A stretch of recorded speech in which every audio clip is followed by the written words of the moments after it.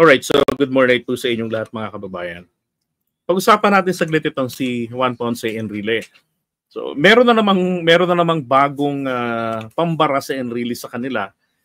Kasi may mga nagsasabi, wala kang utang na loob, JDB. Bakit ka ako? Yung passport mo ilang taon? Diba? 10 years yata passport ko eh. Hindi ko naman nagamit eh. Nandito pa rin. Hindi ako sumama nun sa mga vloggers na nagpunta ng Thailand, Vietnam, gano'n daw sumama nun. Tapos yung lisensya, yung driver's license, 10 years. Okay. Sabi ko, so anong problemang dapat kong tanawin ng utang na loob doon? Sabi ko. Kasi hindi naman po si dating Pangulong Duterte yung nakaisip nun. Alam niyo ba nakaisip ng mga extension ng yan? Sina Grace po ang nakaisip ng mga yan. Si Duterte, ang ginawa na lamang niya dyan, pinirmahan niya yan because nakita niyang maganda and that will make him popular. Di ba? Kasi napaka-importante kay dating Pangulong Duterte ang popularidad. Kaya nga, di ba, we discovered sa nakaraan nating mga contents na yun palang false Asia. Bukod pa sa known na Publicus Asia, at doon sa yung alam niyo na may media arm nila, yung SMNI. So yung dalawang survey companies na yan, ang very obvious talaga ay etong si Publicus Asia na pro Duterte. Tapos etong False Asia, when we were wondering, bakit ganito? Palaging taliwas dito. Baliktad, ang sipag ng Pangulo tapos siya bumabagsak yung kanyang trust rating. Binigyan ng 14 yata yun ng Publicus Asia, 25 dito sa False Asia, itong dalawang Asia na to. 'Di ba? So nakita natin sa wiki, yun palang admin ni Duterte, ni Digong, connected pala sa kanila. 'Di ba? Ibig sabihin, ay katrupan nila na ito yung nagpo-promote kay Duterte, kaya naman pala yung mga trust ratings sa kabila ng daming mga napatay noon, 'di ba? Na mga inosente na hindi nabigyan ng pansin dahil importante ang rating, nakakaganda nga naman ang rating yung mga addict, na rape, na patay, di ba, ng gobyerno, yung mga ganon. Wala nang sense of justice nun eh. Now, meron pa yung mga proyekto, sabi sa akin, ang dami niyang napagawa. Eto ngayon, buti na lang nagsalita si JPE. Sabi rito ni JPE, sinabi ng mga supporters at admirers ni Duterte na marami siyang pinagawa. Totoo yan. Di ba? Sabi ko nga, totoo yan eh. At marami pa din ang hindi tapos, aray. At ginagawa pa hanggang ngayon. Pero ang question ay ito, saan kinuha ang pondo? That's the best question dun eh. Saan galing ang pondo? Diba? Tignan nyo ha. Saan kinuha ni FPRRD ang pera na ginastos niya para magawa ang mga pinagawa niya? At yun, yung hindi pa tapos na pinagawa niya. Sa buwis ng mamamayan, hindi po sa buwis natin. Dahil kung yun ay nanggaling sa buwis ng mamamayan, hindi po kakayanin. Hindi kakayanin yun. Saan nanggaling yun? Inutang niya. Sabi niya, karamihan sa aking kaalaman, well, I'd like to inform everybody that he was a Senate President before, di ba? Until 2019. So, yung sumunod ay si Tito Soto hanggang sa nung natapos yung termino ng 2022. Now, sabi niya, si BBM, sa aking kaalaman ay inutang niya sa China. Di ba? So kaya naman din pala, todo ang pagpabor ni Duterte sa China. Di ba? So connect natin ng konti sa WPS. Hiningi ng China na wag nang magpatrolya ang Pilipinas doon. Kaya lang pumalag ang AFP natin. So they agreed, they met halfway na once a month magpapatrolya ang Philippine Navy. Kasi nung time ni Digong, ang gusto niya i-push sa AFP, kinausap daw niya na wag nang magpatrolya. Just leave it to China. Kaya lang hindi po niya nasagawa yun eh. Plus, magiging unpopular siya, and since he's always after of his popularity, he should always be on top. So hindi niya nagawang pabayaan yung agreement nila sa China na status quo, 'di ba? Na hindi aayusin ang BRP Sierra Madre. Ang problema, panahon ni Digong, nagkaroon po ng pagsusupply ng welding machine, semento, 'di ba? Reinforcement materials, mga bakal na pang dagat, mga resistant sa dagat na pinantukod-tukod. Kaya nung panahon niya, dumami tukod nun eh. China was expecting na baka bago itong matapos ang termino ni Duterte, gumuho na yon at i-rescue nila yung mga sundalo natin doon. Pero they will take over the place and fortify nila. Kasi tapat lang ng ano yan eh, ng yung Panganiban Reef or Mischief Reef na pinakamata natin sa South China Sea. Nakuha 'yon, 'di ba? Kay Ramos noong 1991. Not 1991, 1995, 94-95 nakuha sa kanya 'yon. Now, dahil hindi po niya nagawa 'yon, kung mapapansin ninyo, meron siyang hinihingi sa China, pondo, utang para sa Mindanao Railway, 'di ba? Ano ang ginawa ng China? 2020 po, hindi na siya pinapansin. Why? Because he failed to deliver his commitment. Sa kabila ng mga pinautang sa kanya ng China, 'di ba? Ang problema, that's may analysis lang.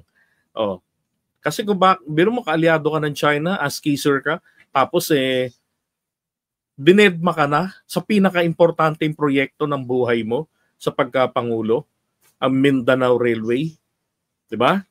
So, ang ginawa, pinatawan sila ng interest, 11.01 dati ang interest, biglang naging 11, tapos hindi sila na pinapansin. Kaya bago siya bumaba, parang 2 weeks before, si Carlos Dominguez, correct me if I'm wrong if it was Carlos Dominguez o yung nasa Bangko Sentral, ang nagkansela ng loan sa China. Para sa Mindanao Railway. Diba? Ay, nako. So, utang-utang ginawa niya noon. So, sino po nagbabayad? Siyempre, pambabayad doon, malamang sana ang West Philippine Sea. Diba? Kaya todo pushy. Doon siya nagsimula eh. Nauratin niya ng uratin si PBBM. At sinasabi niya na dapat ay igalang ni Marcos ang kasunduan ng Pilipinas sa China kasi maapektuhan daw ang integridad ng bansa. And at the same time, dinideny niya that he entered into such agreements with China. You're pushing for something, 'di ba, for a country-to-country agreement, pero idinideny mong may pinasok ang agreement. Thank you, Marlon. 'Di ba, si Dominguez? Now, doon sa ginagawa na yun ni Duterte, 'di ba? Ay nako. Ang magbabayad po nito, syempre, ang buwisan ng taong bayan. Kasi hindi na naipambayad ang kabuuan ng West Philippine Sea. Can you imagine that? Buong West Philippine Sea ang malamang na pambayad natin. At ang paligid natin, yung 12 nautical miles territorial water natin, hanggang doon na lang tayo, plus konti kung saan nasa labas ng 10-dash line ng China. Yun lang ang kapiranggot natin. Ito yung 12 nautical miles, yan, sa itim na yan, tapos hanggang dito na lang ang sobra.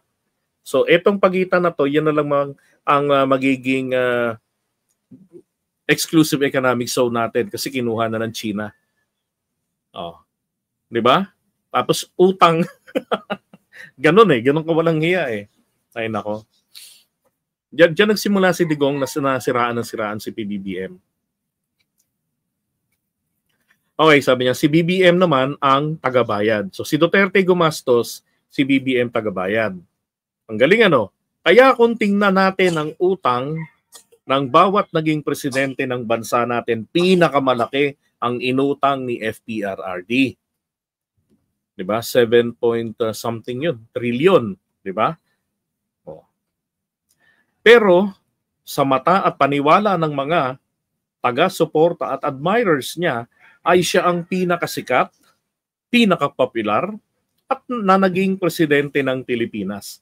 Nag-ano nga raw nagtawag dito, yung siya nga raw yung totoong nagmahal, nagmalasakit. Panginang buhay yan. Nagmalasakit, Jesus Castillo. Ganda ng pangalan mo Di ba? Yan ba yung nagmalasakit? Pinagpapatay ang mga inosenteng Pilipino?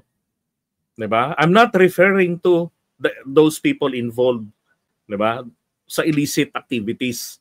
Ang tinutukoy ko na hindi niya binigyan ng pagpapahalaga at napatay ay yung mga inosenteng bata na nadamay, di ba? Kasi kung gusto po naman talagang linisin ang Pilipinas, Mr. Castillo, simple lang dapat ibinalik ang capital punishment, right? Na inalis ni Gloria Arroyo noong 2005. Kaya lang, bakit hindi niya ipinus? It was his campaign promise na ibabalik niya yon. Ba't di niya ginawa? Gusto niya palang sumukti ng sumukti. Di sana, ginawa niya yon, di ba, nang naaayon sa batas. Ba't di niya ginawa? Well, sa mga interview nga, sabi niya, sa Davao nga, ako hanap ako talaga ng paraan na magawa ko yon personal. Di ba, pinagmamalaki niya yon. Yun, awa ng Diyos. Di ba? Nasa ICC na siya at doon na mabubulok. Imposible na siyang makauwi sa Pilipinas. Di ba? Okay? talagang nakakainit ng ulo yung ganito na malalaman. Kasi unang-una, bakit isipin ninyo si Enrile, talagang sanggan dikit ni Digong yan noon. Ngayon, binubulgar ni Enrile etong mga pinagagagawa ni Duterte. 'Di ba? Tapos sasabihin niyo gusto niyo pang maglagay pa ng isa pang Duterte. Anong klaseng Pilipino kayo? 'Di ba? Napahamak na nga yung iba dyan. Napahamak na yung nag-rally-rally ng birthday niya roon sa Qatar. Anong ending? Hindi po sila nakasuhan. Hindi sila naparusahan. Parang walang nangyari. Because of whom? Good relationship ng presidente natin sa Qatar. Diba? Yung diplomacy niya ni PBBM. Ganun lang kadali, napatawad sila. Nakilala po ang Qatar na they don't bend their rules. They don't break their rules and also they never bend their rules. Pero dito sa Pilipinas, they forget their rules. Ganun kalakas ang Pilipinas ngayon sa Qatar. Di ba? Kung malakas si Duterte sa Qatar, nalaman nila na yan ay political rally para kay Digong, di sana hindi nila pinansin, inabswelto na lang nila, Digong ba? Lubos. Diba? Dapat ganun. Huwag niyo kulong. Dapat ganun Ano nangyari? Nakakulong. Gobyerno ngayon ang umasikaso. Diba? Ay nako. Kaya ngayon napakahalaga po ang halalang ito. Kung pipili kayo, ang Team Suka naman Diba, Mr. Castillo? Ang Team Suka, kung mga kandidato lang yan para lamang iligtas si Sara sa napipintong impeachment. Kasi itong ibang mga kandidato, hindi sila nakakasiguro na kapag kaya ay nanalo, dahil subok na nila yung ibang mga taga-alyansa Diba? Na bumabangga na kay Duterte ngayon, kay Digong. Baka pagkadating ng maging judges na sila, nako, yung mga kaalyado ni Digong dati, i-impeach si Sara. Diba? Ay nako. Alright, so that's according to JPE Ang laki ng inutang, alam niyo naman kung magkano inutang niya ni Digong, tapos ang nagbabayad ay si PBBM. Katulad din naman sa Maynila. See the pattern? Si Yorme nangutang ng nangutang. Sino nagbayad? Sumunod sa kanya. Tapos sa kantsawan nila, walang nagawa kahit merong nagagawa. Sa kabila ng pahirap na ipinamana ni Yorme at ni Duterte sa kanilang mga successors. Right? So pababalikin mo pa ba yon? Anong klaseng Pilipino kapag ang sagot mo yes? Di ka na nahiya. Di ba? Dapat nag-iisip din. Sabi ko nga, para sa kapakanan ng bayan, isipin natin. Okay, so iwan muna natin to.